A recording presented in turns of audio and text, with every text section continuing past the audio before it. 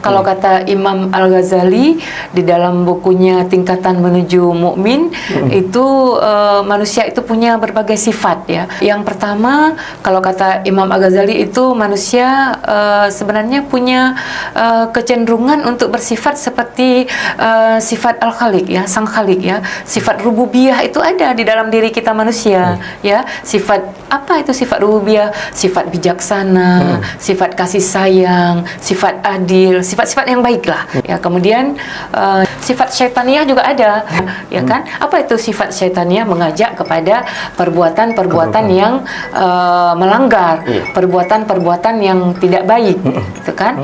Kemudian yang ketiga kata Imam Al-Ghazali yaitu sifat bahimiyah ya, sifat kebinatangan yang hanya dikedepankan bagi orang-orang yang mengedepankan sifat bahimiyah ini adalah hawa nafsu. Nah, ini juga harus diredam. Nah, dengan akhlak tadi.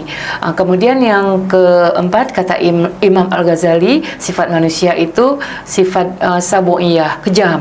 Ya, banyak sekali kita melihat orang-orang yang kejam sekarang ini ya, tidak ada rasa peri kemanusiaan. Itu sifat sabuiyahnya itu naik itu, Jul ya, naik ya, menghilangkan sifat rububiyahnya hilang itu. Nah, jadi ini target kita yang pertama, memperbaiki akhlak anak-anak kita. Adab itu lebih tinggi daripada ilmu ya. Jadi kita mulai dengan memperbaiki akhlak mereka. Nah, target kita ketika akhlak mereka itu sudah lebih baik, sudah bagus. Nah, kita baru meningkat kepada pendidikan agama yang lainnya. Nah, misalnya mereka kita bina untuk mampu membaca Al-Quran dengan baik ya. Kita membayangkan andai itu anak-anak kita.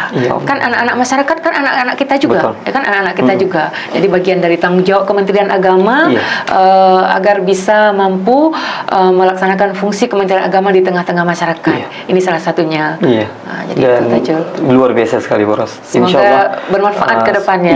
Kami juga Kementerian Agama ini.